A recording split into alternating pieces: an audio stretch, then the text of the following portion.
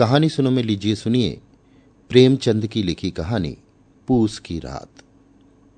वाचन समीर गोस्वामी का है। हल्कू ने आकर स्त्री से कहा, सहना आया है, लाओ जो रुपए रखे हैं उसे दे दूं, किसी तरह गला तो छूटे।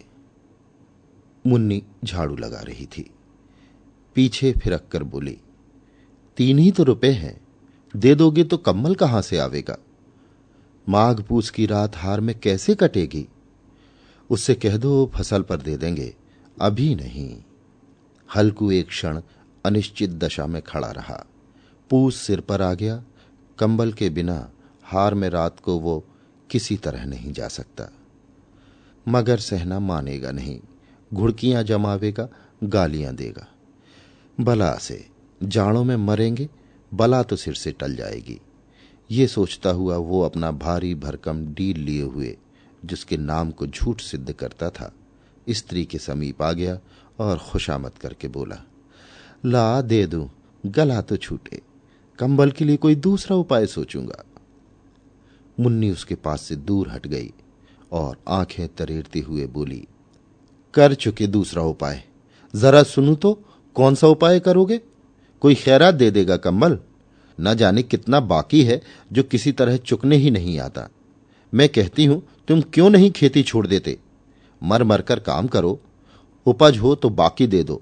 चलो छुट्टी हुई, बाकी चुकाने के लिए ही तो हमारा जन्म हुआ है। पेट के लिए मजूरी करो, ऐसी खेती से बाज आए।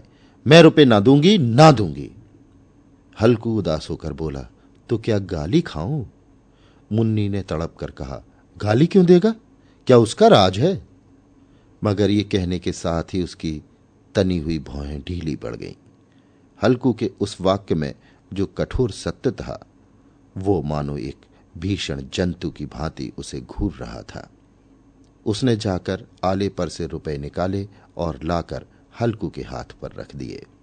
फिर बोली, तुम छोड़ दो अब से खेती, मजूरी में सुख से 1 रोटी तो खाने को मिलेगी, किसी की धौंस तो न रहेगी। अच्छी खेती है, मजूरी करके लाओ, वो भी उसी में झोंक दो, उस पर धौंस। हल्कू ने रुपए लिए और इस तरह बाहर चला मानो अपना हृदय निकाल कर देने जा रहा हो। उसने मजूरी से 1-1 पैसा काट कपट कर 3 रुपए कंबल के लिए जमा किए थे। वो आज निकले जा रहे थे। एक एक पग के साथ उसका मस्तक अपनी दीनता के भार से दबा जा रहा था। पूस की अंधेरी रात, आकाश पर तारे भी ठिठुरते हुए मालूम होते थे। हल्कू अपने खेत के किनारे ऊख के पत्तों की एक छतरी के नीचे बांस के खटोले पर अपनी पुरानी गाढ़ी की चादर ओढ़े पड़ा कांप रहा था।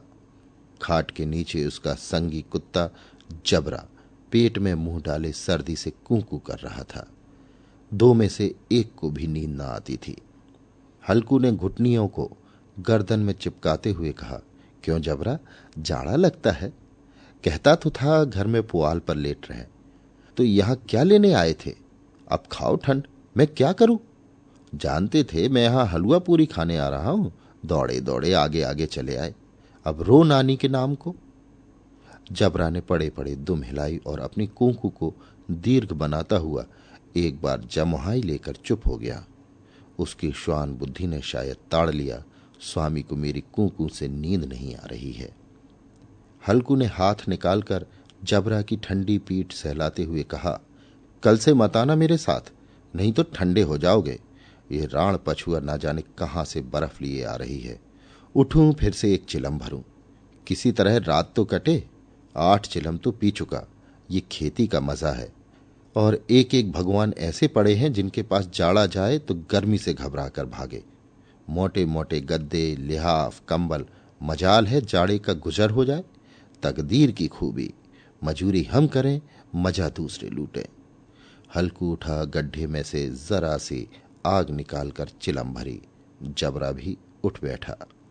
हल्कू ने चिलम पीते हुए कहा, पिएगा चिलम? जाड़ा तो क्या जाता है, जरा मन बदल जाता है। जबरा ने उसके मुंह की ओर प्रेम से छलकती हुई आंखों से देखा। हल्कू बोला, आज और जाड़ा खा ले, कल से मैं यहां पुआल बिछा दूंगा, उसी में घुसकर बैठना, तब जाड़ा ना लगेगा। जबरा ने अपने पंजे उसकी घुटनियों पर रख दिए और उसके मुंह के पास अपना मुंह ले आया। हल्कू को उसकी गर्म सांस लगी। चिलम पीकर हल्कू फिर लेटा और निश्चय करके लेटा कि चाहे कुछ हो, अब की सो जाऊंगा। पर एक ही क्षण में उसके हृदय में कंपन होने लगा। कभी इस करवट लेटता, कभी उस करवट, पर जाड़ा किसी पिशाच की भांति उसकी छाती को दबाए हुए था। जब किसी तरह ना रहा गया तो उसने जबरा को धीरे से उठाया और उसके सिर को थपथपाकर उसे अपनी गोद में सुला लिया। कुत्ते की देह से जाने कैसी दुर्गंध आ रही थी, पर वो उसे अपनी गोद में चिपटाए हुए ऐसे सुख का अनुभव कर रहा था जो इधर महीनों से उसे न मिला था। जबरा शायद ये समझ रहा था कि स्वर्ग यही है, और हल्कू की पवित्र आत्मा में तो उस कुत्ते के प्रति घृणा की गंध तक न थी। अपने किसी अभिन्न मित्र या भाई को भी वो इतनी ही तत्परता से गले लगाता। वो अपनी दीनता से आहत न था जिसने आज उसे इस दशा को पहुंचा दिया। इस अनोखी मैत्री ने जैसे उसकी आत्मा के सब द्वार खोल दिए थे और उनका एक एक अणु प्रकाश से चमक रहा था। सहसा जबरा ने किसी जानवर की आहट पाई। इस विशेष आत्मीयता ने उसमें एक नई स्फूर्ति पैदा कर दी जो हवा के ठंडे झोंकों को तुच्छ समझती थी। वो झपट कर उठा और छपरी से बाहर आकर भूंकने लगा। हल्कू ने उसे कई बार चुमकार कर बुलाया, पर वो उसके पास न आया। हार में चारों तरफ दौड़ दौड़ कर भूखता रहा। एक क्षण के लिए आ भी जाता तो तुरंत ही फिर दौड़ता। कर्तव्य उसके हृदय में अरमान की भांति ही उछल रहा था। 1 घंटा और गुजर गया। रात ने शीत को हवा से धतकाना शुरू किया। हल्कू उठ बैठा और दोनों घुटनों को छाती से मिलाकर सिर को उसमें छिपा लिया। फिर भी ठंड कम न हुई। ऐसा जान पड़ता था सारा रक्त जम गया है, धमनियों में रक्त की जगह हिम बह रहा है। उसने झुककर आकाश की ओर देखा। अभी कितनी रात बाकी है? सप्तऋषि अभी आकाश में आधे भी नहीं चढ़े। ऊपर आ जाएंगे तब कहीं सवेरा होगा। अभी पहर से ऊपर रात है। हल्कू के खेत से कोई एक गोली के टप्पे पर आमों का एक बाग था। पतझड़ शुरू हो गई थी। बाग में पत्तियों का ढेर लगा हुआ था। हल्कू ने सोचा चलकर पत्तियां बटोरूं और उन्हें जलाकर खूब तापूं। रात को कोई मुझे पत्तियां बटोरते देख तो समझे कोई भूत है, कौन जाने कोई जानवर ही छिपा हो। मगर अब तो बैठे नहीं रहा जाता। उसने पास के अरहर के खेत में जाकर कई पौधे उखाड़ लिए और उनका एक झाड़ू बनाकर हाथ में सुलगता हुआ उपला लिए बगीचे की तरफ चला। जबरा ने उसे आते देखा तो पास आया और दुम हिलाने लगा। हल्कू ने कहा, अब तो नहीं रहा जाता जबरू, चलो बगीचे में पत्तियां बटोर कर तापें। टांठे हो जाएंगे तो फिर आकर सोएंगे, अभी तो बहुत रात है। जबरा ने कूकू करके सहमति प्रकट की और आगे आगे बगीचे की ओर चला। बगीचे में खूब अंधेरा छाया हुआ था और अंधकार में निर्दय पवन पत्तियों को कुचलता हुआ चला जाता था। वृक्षों से ओस की बूंदें टप टप नीचे टपक रही थी। एकाएक एक झोंका मेहंदी के फूलों की खुशबू लिए आया। हल्कू ने कहा, कैसी अच्छी महक आई जबरू, तुम्हारी नाक में भी तो सुगंध आ रही है। जबरा को कहीं जमीन पर हड्डी पड़ी मिल गई थी, उसे चिचोड़ रहा था। हल्कू ने आग जमीन पर रख दी और पत्तियां बटोरने लगा। जरा देर में पत्तियों का ढेर लग गया। हाथ ठिठुरे जाते थे, नंगे पांव गले जाते थे और वो पत्तियों का पहाड़ खड़ा कर रहा था। इसी अलाव में वो ठंड को जलाकर भस्म कर देगा। थोड़ी देर में अलाव जल उठा। उसकी लौ ऊपर वाले वृक्ष की पत्तियों को छू छू कर भागने लगी। उस अस्थिर प्रकाश में बगीचे के विशाल वृक्ष ऐसे मालूम होते थे मानो उस अथाह अंधकार को अपने सिरों पर संभाले हुए हों।